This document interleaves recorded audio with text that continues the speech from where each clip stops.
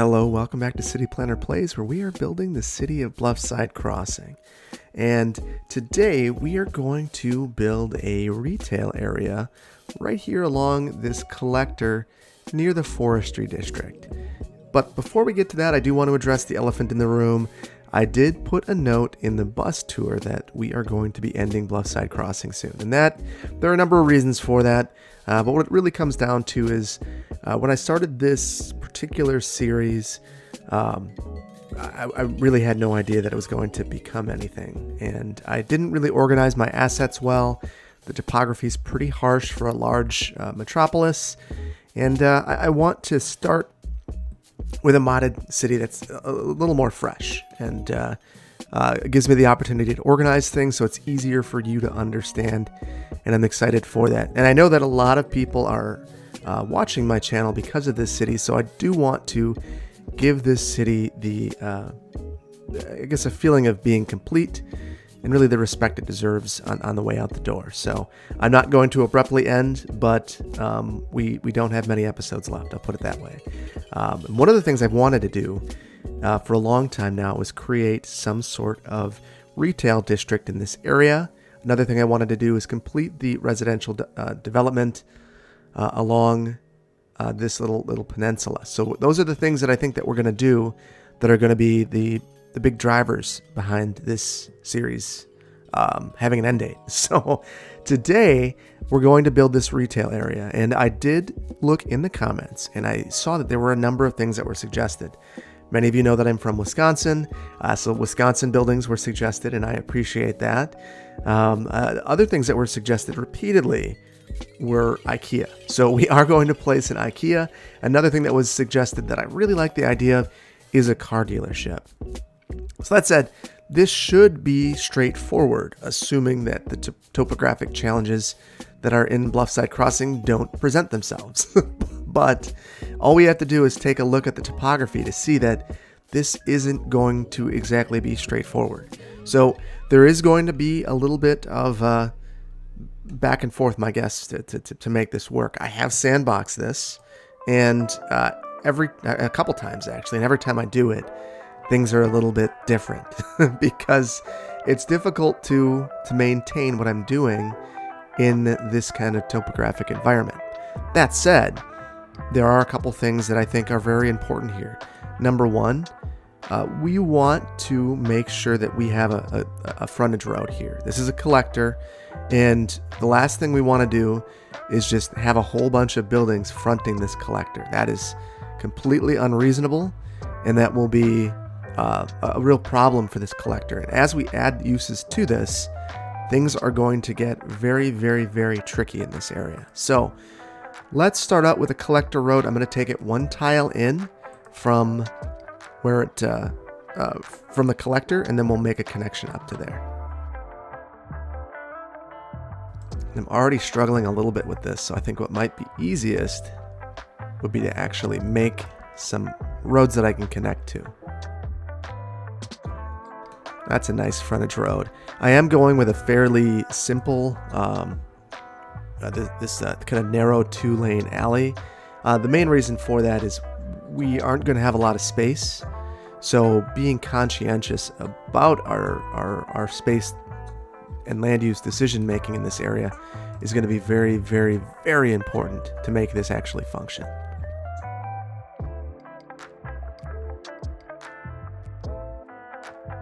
Okay, so we have a frontage road, and I am going to need to play with the topographic constraints in this area a little bit. You can already see as we look at the topography lines that these are really sharp. I don't like that this is such a sharp intersection here. We're going to need stop signs on this the frontage road so that people can get in here, because the last thing we want is people to back up into this collector. So what I'm thinking is we are going to have some fast food options along this first little plateau.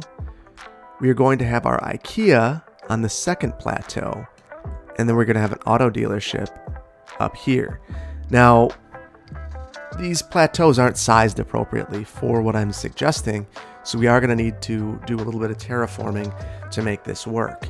And I know that Ikea would probably prefer this location, but I think it's more important for the auto dealership to have the visibility from the highway. And I think that that would be something that they would absolutely, prioritize. Ikea routinely has visibility and very indirect routes to get there. They're a regional destination, so they can kind of get away with a little more indirect activity, I suppose, might be a way to put it.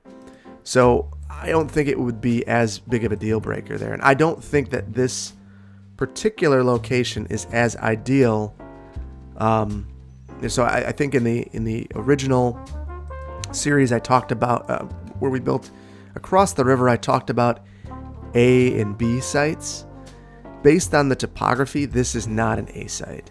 But this is a very strong B site. The access is good. It's just from a topographic standpoint, it's a real struggle.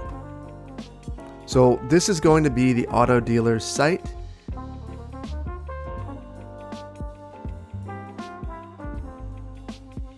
So I've picked up a number of assets to be able to make this work.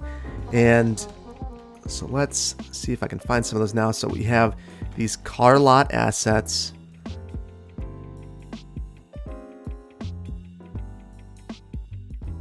And what these are going to do is just give a way in or have some vehicles available. We're going to need to have some roads in between here, which isn't all that abnormal with an auto dealership. And then we're going to want to make sure that when we're over here on the highway, we have a clear view. So that's going to likely mean that we are clearing a whole bunch of trees to be able to have this view. But I think that that would be a requirement to make this work.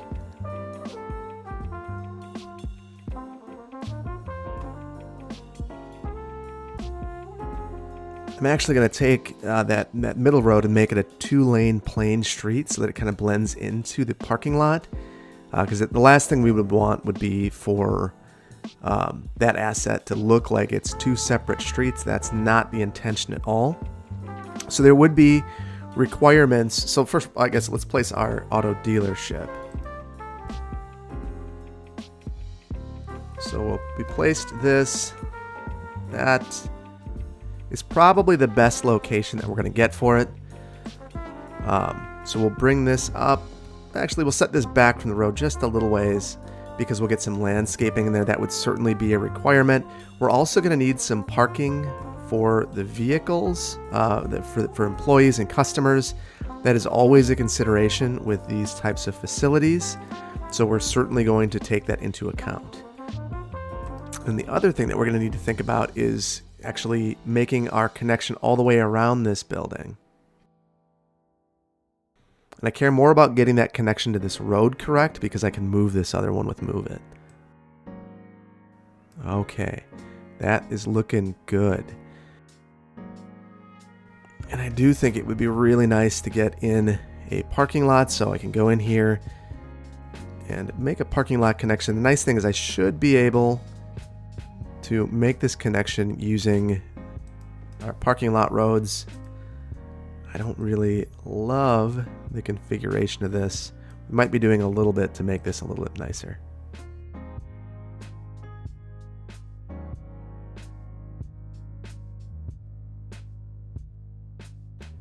Okay, so we've got some challenges with these parking lot roads, but we will overcome them. So I think one of the big challenges is that we have this parking lot kind of coming in at a weird angle. So maybe I will modify this to actually go into this other road. I'm starting to think I'm making this more complicated than it has to be. So one way to fix that would be just to let's extend this out here. Then we will get this road, bring it directly in here, then have this come out. And then we'll address the topographic changes in just a second.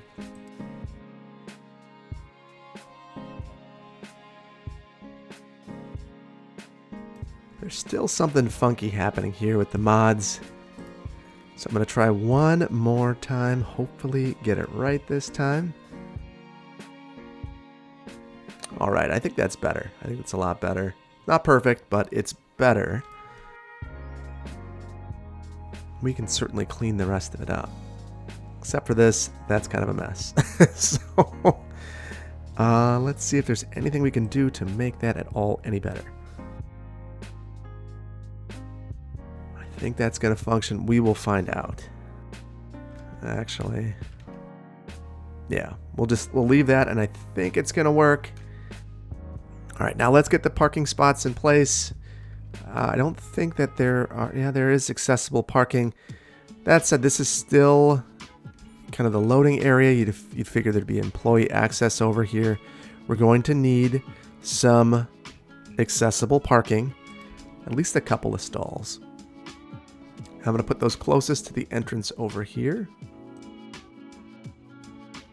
Let's see if we can get an 8 by 2. The hole, that's perfect. Or close to perfect.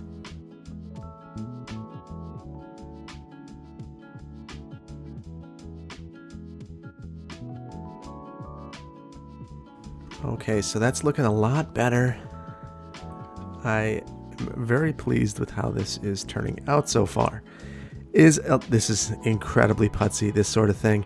So I do apologize for some of, I guess, how long this is taking to get certain little things like that right. But I do think it's incredibly important to make those adjustments, because those little details make all the difference in the world. Okay, so this node was not doing what I was hoping, and I think I just need to go back to the drawing board a little bit with it. And maybe that means it does look a little bit weird right there. Maybe I can surface paint over that to make it look a little bit nicer. We'll see. Nope. So that might just be something I have to accept. And the way that I will accept that is by actually upgrading that road type. So we're going to take that. And though I was, fairly against this to start out, we're going to use the roads that go along with that asset because it does look a little bit nicer. And ultimately at this point, that is my primary concern with this particular asset. I just want it to look nice.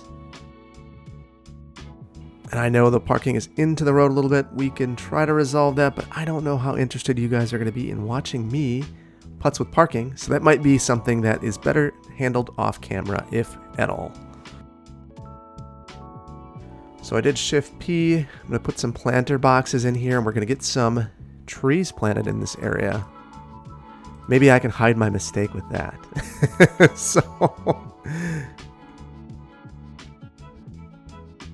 And I do think it would be really important to the city to get some planters in here. Clearly the building is not oriented towards the collector, and that is a problem for most cities. However, there's not really a lot that can be done about that. If you think about it, clearly CarMax is going to want you to drive on down the road, see that their building is right there, and have you be motivated to come in and find a way to get there. So while I'm thinking about it, I do want to get rid of all these trees, because that view is going to be very important to CarMax. In fact, I think that they would be motivated to do basically whatever it takes to even get some grading done in this area so that the view is preserved. Ooh, that was really strong. And now you can see that if you were coming in on this road, you'd have an excellent view of all those cars in CarMax, not to mention downtown. And you might be motivated to go and check that out. So that's going to be important. We're going to want to keep that in mind as we do landscape in this area, because we can't just remove all the landscaping. I think the landscaping requirements at a dealership like this would be quite extensive because it is not the most attractive use. So let's get some landscaping in place. Of course, CarMax is going to be very particular about where this landscaping is, and they're going to want it to be in places that, first of all, they're going to want, if the city comes in and says we need shade trees, they're going to say, okay, we're going to put in the lowest variety and we're going to put them on the outside of our site. we don't want to block any views of used cars. That is our goal, is what Carmax will say. And then when it comes to actually placing landscaping, they're going to be very ginger about it as a result. Now, I know that what I just said can make it seem like I think that they are going to try to get away with having an ugly site, and that is not at all the case. I think for the most part, these types of users understand the value of landscaping, but they also understand the value of having visibility. And visibility matters way more to them than landscaping. So clearly that's going to be their motivation, is to maintain visibility over basically anything else. So they're going to make sure that they're meeting their requirements, but don't expect them to offer up much else besides that. And if they do, there is a chance that they offer up landscaping that doesn't necessarily meet the intent of the city. So this is the kind of thing you might see. They're like, well, you need to have this many landscaping, points or whatever to meet the requirements for this building. And all of a sudden, Carmax comes in and says, well, you decided to plant 200 bushes. And really the intent was, the city was hoping to get a bunch of oak trees or something like that planted. And that's not what they're getting. They're getting a whole bunch of bushes. But it meets the intent, or it meets the, I guess it meets the ordinance, even if it's not the intent. All right, maybe a couple more things here with landscaping, and then I think we're going to call it, because I think Carmax is in a good spot, except for the fact that it has no electricity, which you think would matter quite a bit to them.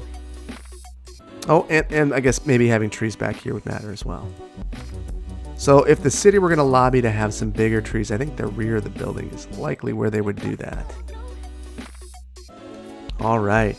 So that's much better. I think that we could, and we probably should, adjust our landscaping a little bit here. So you can see that there are certainly some issues with topography where this rises up.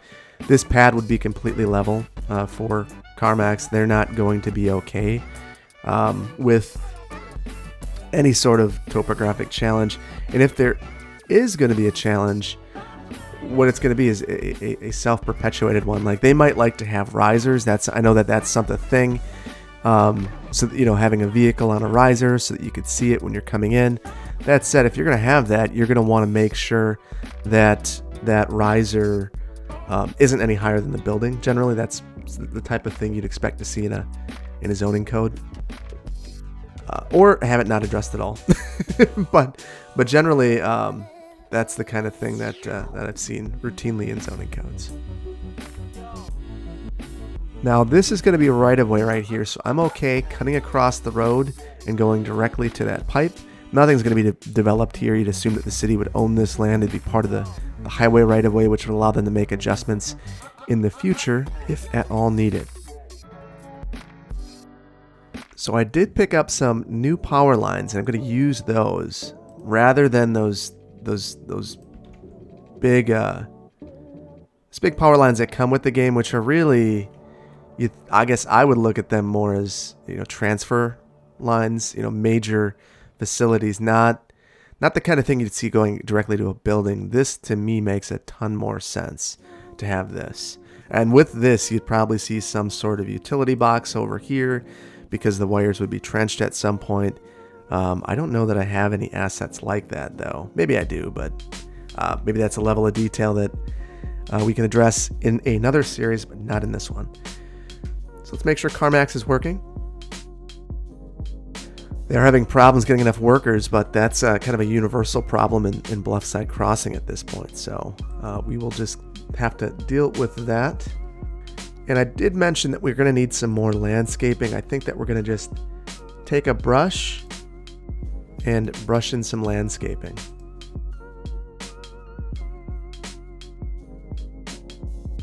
Now I've got to be real careful because I had prop anarchy on, which is something that you all know that I have done in the past, and it's been a problem. All right, so this is a cul-de-sac. We're going to need to remedy that when we build our Ikea, which we are going to do now. So let's again take a look at our topography. This is a challenge.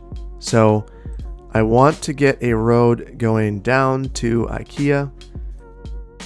Let's get our angle on here.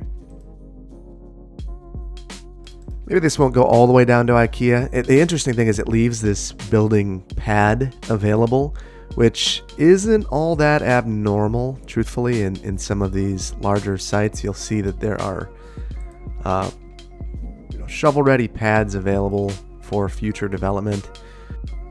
And because of kind of the changing landscape of retail, you just never really know what's going to happen with those sites, truthfully. So I think it's important that we take a look at our Ikea asset.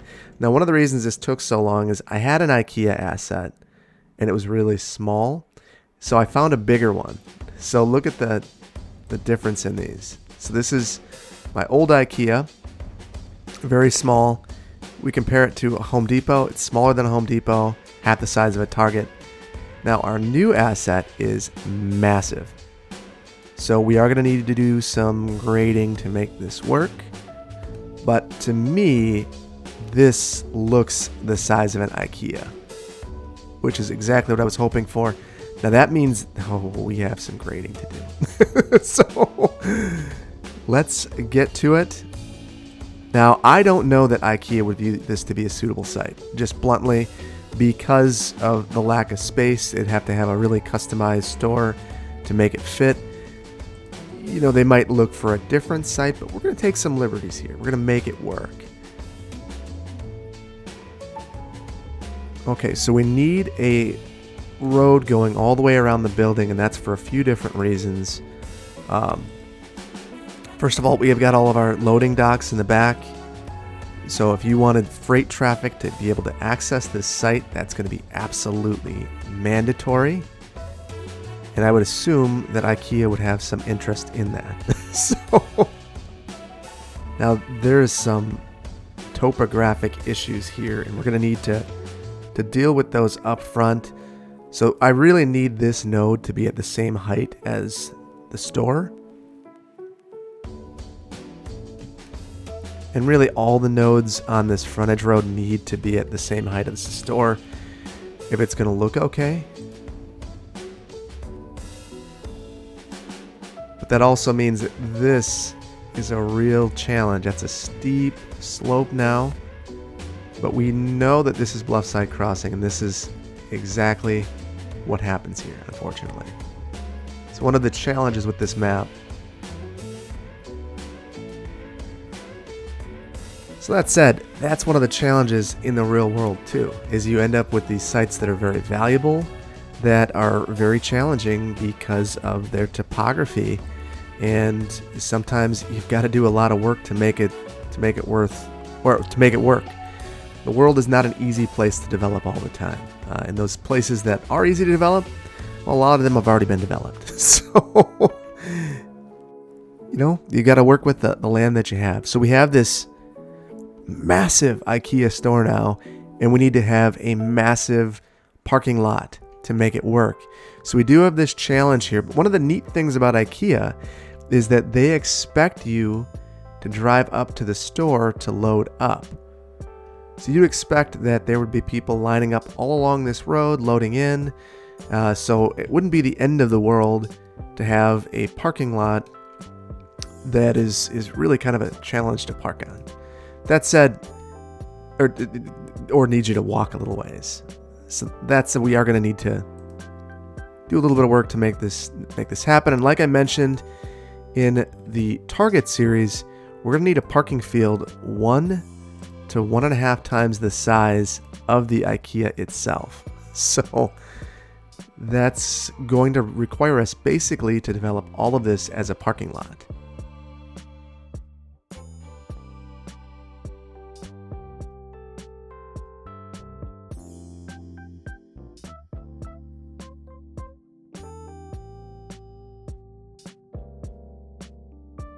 Okay, so now we have a significant parking field and some significant challenges with it, but we're getting closer to where we need to be. So I do want to make a couple of modifications here. I think that this is a really important part of the facility. Okay, so we've got our parking lot established. Truthfully, I wish it was a little bit bigger, but I think that this would do. Now, one of the things that I know I could have done, I've been to an Ikea, I think the one in Burbank, California, has a structured parking ramp. Certainly an option we could have taken, but generally Ikea is probably interested in avoiding that unless they are building an Ikea in a very dense location. And clearly, this is not a dense location. So their motivation for adding structured parking of any kind is going to be very, very low. And I don't blame them. That's very expensive. I don't know what company in their right faculties would ever contemplate that, because the land, it'd be easier to push dirt around than build a structure. So that's what they're going to do 99 times out of 100. So we do need to add some of our parking lot lines. So I'm going to do that right now.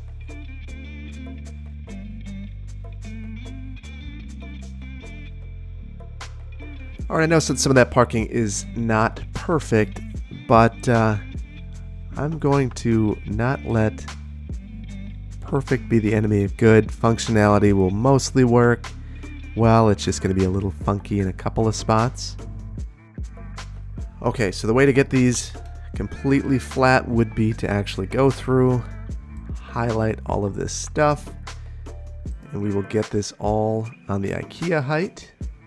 And it won't work to fix all those lines. I guess I was maybe a little more optimistic than I should have been. Still not bad. Most of the lines look okay. The one thing that I'm sad about is I had planned on having the fast food restaurants over here. That's not going to work. That said, we have this big pad here. So I am going to consider this okay. We do need significant landscaping throughout this entire site. Ikea is going to have the same mindset that Carmax has, albeit to a lesser extent. Like I mentioned, Ikea is a regional destination. It's kind of an experiential sort of destination as well. So they're going to be very concerned about the way that their facility looks. And I think that they would push back less on some of the requests of the city. I've worked with large retailers, and they're very accommodating in terms of landscaping and their parking areas. You might wonder, how rational is it really to have this kind of accessory parking lot? I will tell you that I've done it. So I've worked with a major retail chain, and I've helped them with this kind of a lot. Do they love it? No, this is not their preference, but they'll do it. There was one that I worked on where they actually had to people have to completely cross a busy road to get to the retailer. So it's not as if this is completely uncalled for, completely uncommon. It does happen. It's just not the best configuration, but sometimes you don't get to have your best, most favorite configuration. So for some reason, even with Prop Anarchy on, this is just not doing the trick for me. It's still blocking me. So that's unfortunate. I will just kind of freestyle it then, add a couple of bushes. The reason I care so much about these bushes is they're kind of hiding some of my mistakes. So my issues. So I think that when you're looking at it from the road or from above, this will help to mask some of those issues.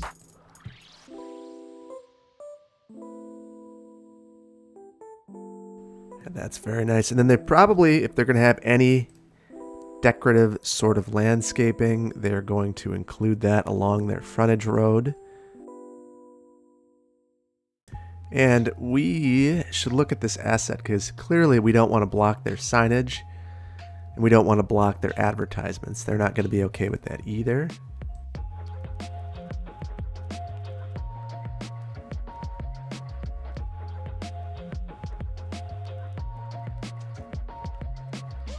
Now, I want to have some sort of landscaping along the outer edge of this. I think that because it's the same shopping center, you'd expect that the owner would have some sort of requirement to maintain that sort of presence. I could imagine this entire shopping center having a name that no one really knows, no one really cares about. They just care that there's an Ikea here. That's their primary concern, but that owner would really care. Let's get this topographic view off. We just kind of want to see what's happening with our landscaping. Now, I'm not a landscape architect. I look at landscaping plans. I tell them if it meets. I tell the landscape architect if they're meeting the requirements. But generally, we leave species diversity and all of that up to the landscape architect. We'll give them advice about whether or not landscaping will thrive in an area. But that's kind of about as far as it goes. The main reason for that is developers have the ability to create the development they want. I mean, that's part of what their rights are. And the last thing you want is the city to come in there and say, you have to plant only these species. Now, when the city has that ability is generally when it's a planned development. If there are things like that, or if they're planting landscaping along the street, the city can absolutely come in and say, this is on our plant or approved plant list. No other plants are appropriate in the public right-of-way, but on private property, the developer has a lot of latitude, a lot of freedom to do what they think would make the most sense for their property. Now, that said, the city can say you have to have landscaping on your property. So that's why we're putting trees on the ends of the islands. Generally, that's a requirement in modern shopping centers in communities that care, because you would want something to make that stark environment a little more inviting. And lastly, IKEA is going to want a sign. Just one, not a row of signs. And wow, that was floating. So you can imagine that they're going to want one near the store that is easily viewable from the highway. So let's take a look from the highway. You can see that. You could see them asking for an interchange sign. That is never going to be granted, or not anymore. They used to be. And there would be a maximum amount of signage for this entire site based on the building area or the area of the lot. And all of the wall signage and all of these taller signs would go towards that requirement. And they're going to push. I've had big companies come in and launch balloons. So you get them to come along the highway. They will launch a balloon to see exactly what the sight lines are like to assign a potential sign. They will launch a balloon up, come to the side of the highway, look, can you see where the sign would be? Yes, no, okay, well, we need to move it. Very, very concerned about signage, and it makes sense. I mean, this is their business, and seeing it might mean, or not seeing it might mean that you decide not to go. And, that's an issue. IKEA is probably one of the businesses that's a little less concerned about that. Knowing from experience, to get to IKEA for a number of years and people in the Madison area will drive all the way to Chicago. So that's 2 hours to get to an IKEA. Even though we have one in Wisconsin now, took a number of years, and that one's still further away. So it's a unique retailer in that way, that you have a Walmart or a Target or a Home Depot, places where maybe you can get that same object at another store, and they're absolutely going to be concerned with that visibility. Okay, kind of cleaning up some of those weird cliff trees. That would not be a place that a tree could grow, so might as well eliminate them. And last but not least, I want to get a couple of fast food restaurants in here, and these are again going to be, if it's the type of user, actually, hold on, we need some water at the IKEA. We will loop this through here. Very good. Look at all these people walking from Ikea to Carmax. Just what people want to do. Okay, so I'm noticing some weird node stuff. So I am going into node controller. So that's Control N. And then I am going to all these different nodes and making them sloped. You just get a nicer, when you do that, you end up with just a nicer looking slope. Makes a huge difference in my mind. Yeah, significantly better. And I will show those in just a moment so you get a real appreciation for how much better these look once you make these sloped.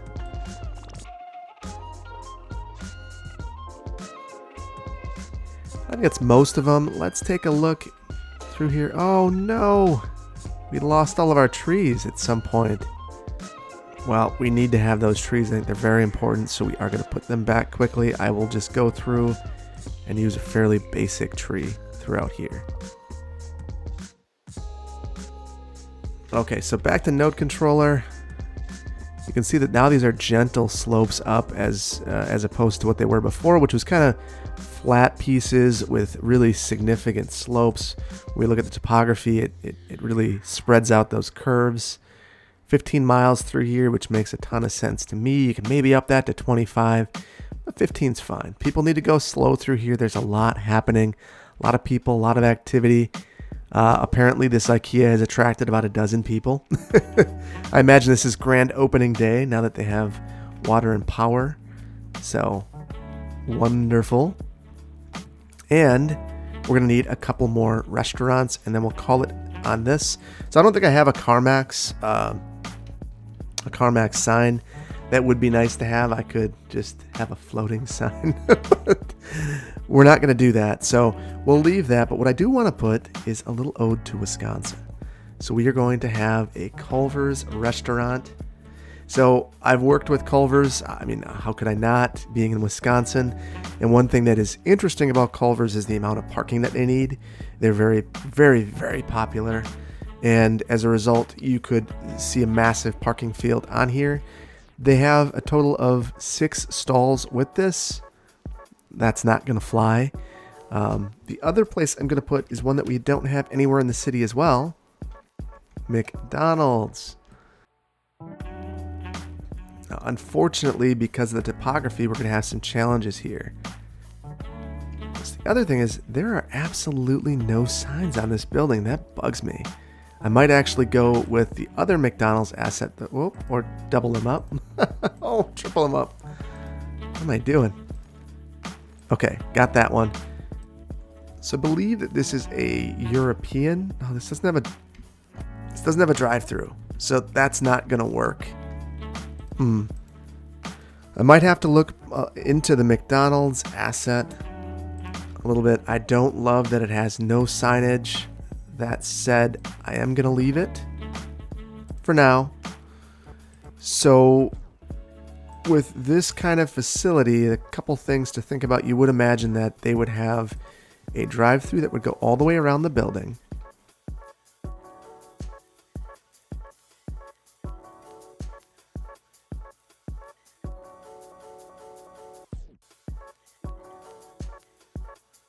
And I have prop anarchy on. So that's why you see some of this stuff here. So one of the reasons why, so I guess a little explanation as to what I've done here, besides made trees pop up in the middle of the drive-through aisle. So I wanted to make sure that I have parking available on the site as well as a drive-through lane. So this is kind of a weird configuration, but it's not at all what I would absolutely expect this kind of a configuration through here. In fact, you might actually see this building set a little further back and another row of parking there. This will work though. So let's get those parking stalls along the outside, and then McDonald's will basically be done. They would want a big sign too. I don't have a big sign. I don't know where. Truthfully, the signs for this asset have gone. If I got them at all, I thought that I did, so I will need to double check that.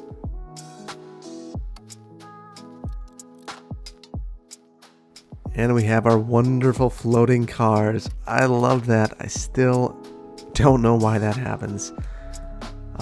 In fact, I think in my next series, it might actually be a reason why I abandoned this particular parking lot creation asset and try the newer varieties that are available.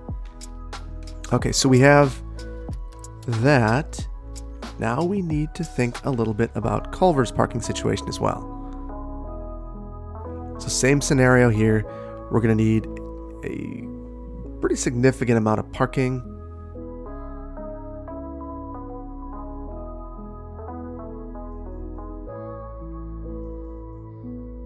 Okay, so I'll readily admit that these handicap stalls are not in the very best location, but I figure having them at all is probably better than not having them.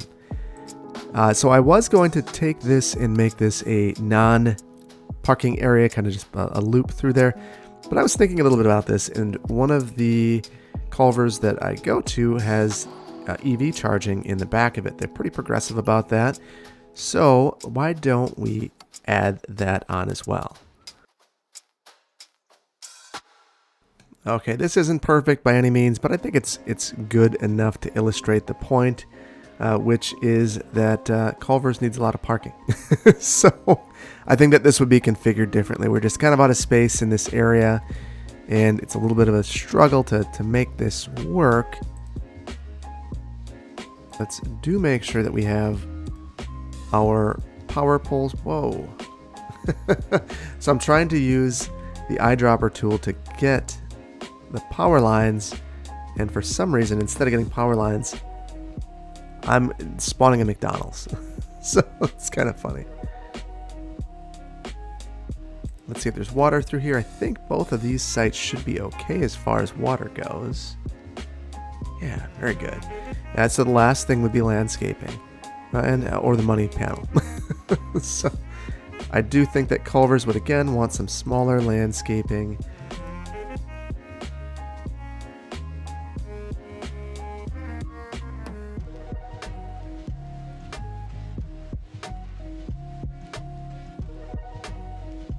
We'll kind of return this other pad back to its natural form. This would be likely developed for something at some point, but for the time being, it wouldn't be all that disturbed.